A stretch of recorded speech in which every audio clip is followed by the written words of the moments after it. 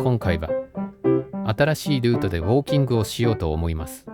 歩くルートを探していたところ、エキタルというデジタルスタンプを押しながら歩くのは面白いと思いチャレンジしました。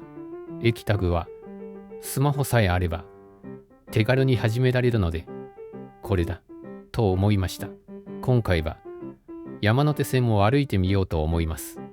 しかし、エキタグのホーム画面に本日最終日の幕張エリアの周遊イベントがあったので、イベント開催までの3時間で行けるところまで行くことにしました。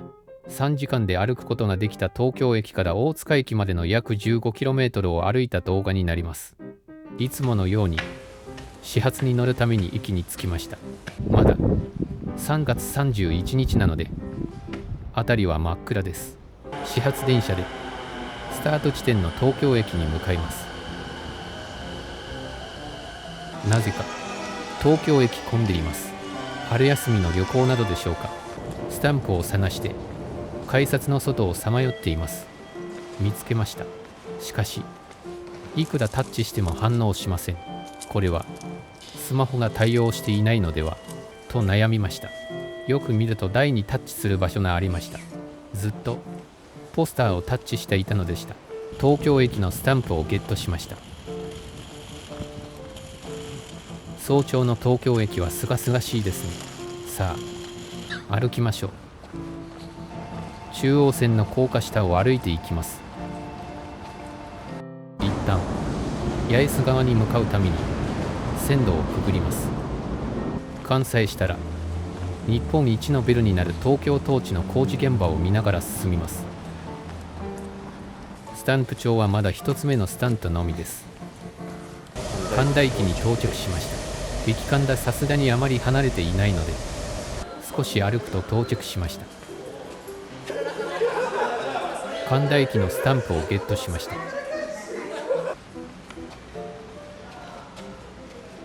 朝焼けがとてもすがすがしいです。走っている人も多いですね。肉の万世のビルを通り過ぎます。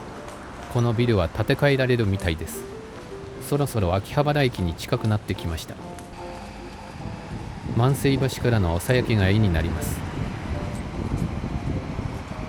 秋葉原駅の電気街口に到着しました。しかし中央口にスタンプがあるので移動します。秋葉原駅のスタンプをゲットしました。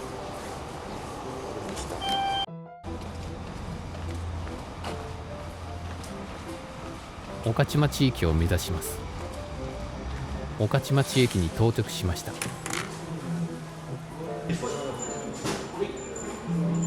御徒町駅のスタンプをゲットしました。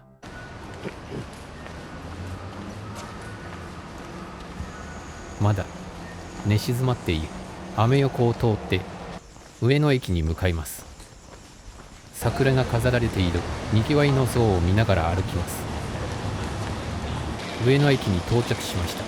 中央改札口に向かいます。桜とパンダのコラボのモニュメントをぐるりと見て回ります。朝早いのでゆっくり見ることができました。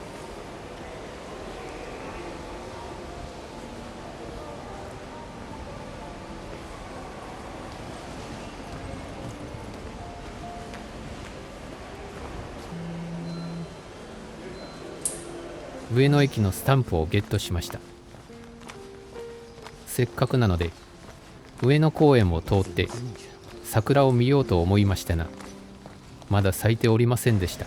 東京国立博物館の脇を通ってウグイス谷駅を目指します。ウグイス谷駅に到着しました。ウグイス谷駅のスタンプをゲットしました。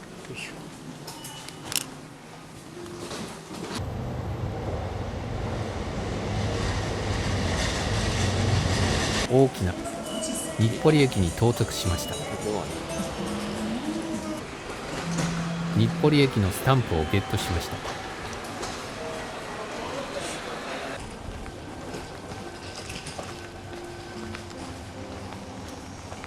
少し小さめな西日暮里駅に到着しました。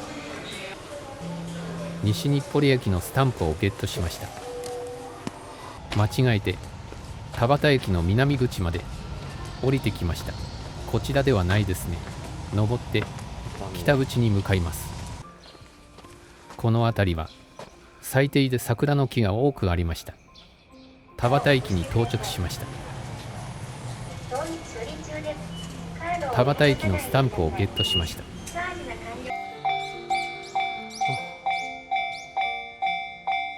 田端駅を過ぎると山手線に残る唯一の踏切に来ました。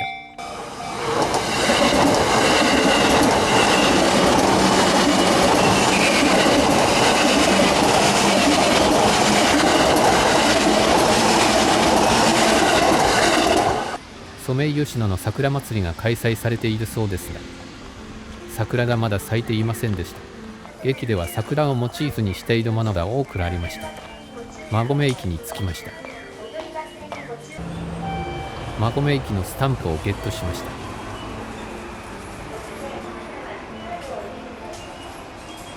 巣鴨駅に到着しました。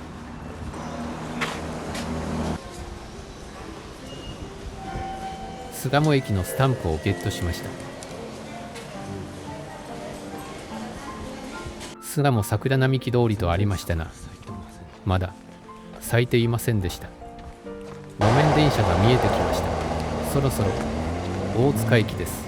今回はこの後幕張豊砂駅に移動して10時から始まる幕張周辺の期間限定の駅からハイキングと駅タグのイベントに参加するため、大塚駅が山手線ウォーキングの終着となります。大塚駅のスタンプをゲットしました。